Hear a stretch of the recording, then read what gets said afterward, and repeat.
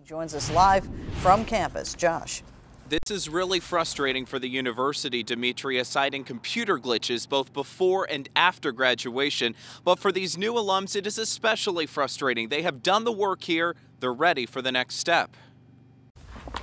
She did the work and earned the diploma, but Leah Ball can't put her master's degree to work just yet. It's just waiting. Leah spent 2.5 years studying occupational therapy at Tennessee State University.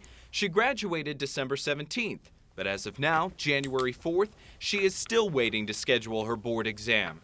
In order for me to even think about taking the test, my grades and everything has to be processed at TSU and they have to send them off. And that's the problem for Leah and other recent grads. In a statement, a TSU spokesman wrote, "Unfortunately, we encountered several computer problems immediately before and after commencement.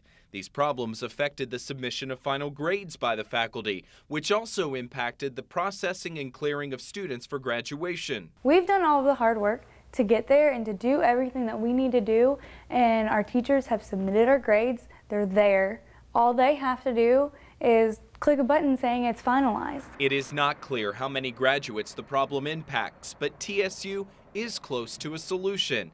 Quote, "As of date, all computer problems have been resolved and all final grades received. Thus, we are working feverishly to have all degrees posted by the close of business on Friday, January 6, for students who meet all graduation requirements." As for Leah, this is what I do most of the day. Study, sit here. TSU's problem makes for a delay to a job, a paycheck, and the next season of life. It's very frustrating. It makes you feel like they don't care about anything. Bottom line from the university tonight, all degrees and transcripts should be ironed out by the end of business this week on January 6th. Diplomas should be in the mail on or before January 20th. Live on the TSU campus in North Nashville, Josh DeVine, Channel 4 News. Josh, thanks. This week, the campus of Middle Tennessee State University is essentially empty, but soon students will return to a new semester and a new rule when it comes to tobacco. The new tobacco policy prohibits the use of all tobacco products on campus, including cigarettes and cigars, chewing tobacco and snuff, and smokeless electronic devices. Technically, this new policy went into effect at the beginning of July, but it took several months to educate students, staff, and faculty, and also to figure out enforcement. We'll begin with really focusing on education, making sure that staff and students are fully aware of the policy and trying to promote smoking cessation to those who want to undertake that process. Once we move forward, though, into the enforcement plan, we'll ask that everybody respectfully be able to approach one another and remind each other what the policy requires.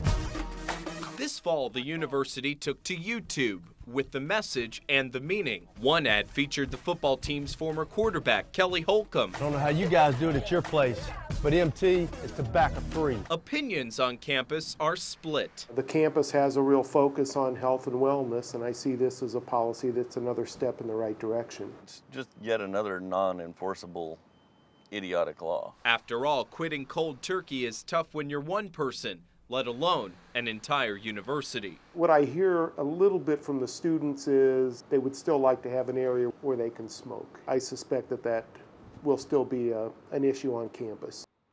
Now, the new policy does not spell out specific fines or punishment. Instead, it's being viewed as an expectation or a standard for the MTSU community, which also applies to visitors on campus. It takes full effect January 1st. Demetria. It may not be legal. It has just worked out really well. But Alice Dobbins doesn't seem to mind. Her 5 chickens cooped up in the backyard seem to make life in Nashville complete. I'm kind of the unusual single old lady in the neighborhood in which children come to my yard.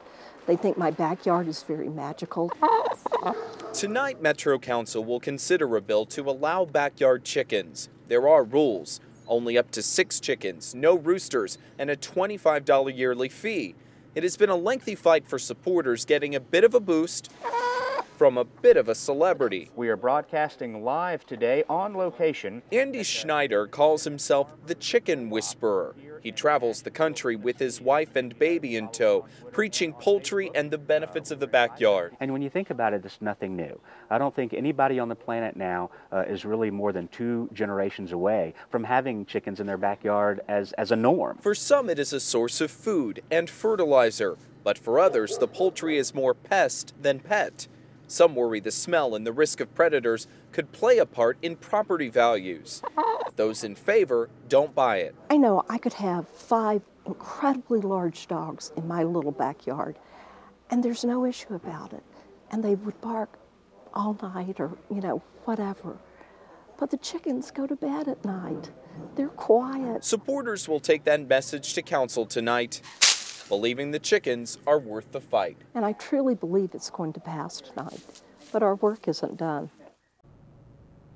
In fact, to that end, supporters plan to have several educational programs across town over the course of the next few weeks. We'll let you know what happens with this bill before council tonight on second reading, tonight on our news at 10. Live at the historic courthouse in downtown Nashville, Josh DeVine, Channel 4 News. The fire department left this scene just a short time ago within the past hour, and that's really giving us for the first time a look at what's left of this home here on Legend Court. And as you can see on the roof line here, there's just not much left. This fire broke out right around 2:30 this afternoon. It started because the homeowner was burning trash, then left the embers in a plastic can on the side of the home. That was yesterday. Well, today the embers smoldered, caught the trash bin on fire, and that caught the side of the house on fire. Now the wind, according to the fire chief, was apparently just perfect to force the flames right across the roof line. Now, don't underestimate how long it takes for that stuff to go cold. It's compact, it's condensed in a bucket, in a trash can, even in a fire bucket. Put it away from the house and then just forget about it. Let it get cold. There's no sense in relocating it and moving it to anything combustible.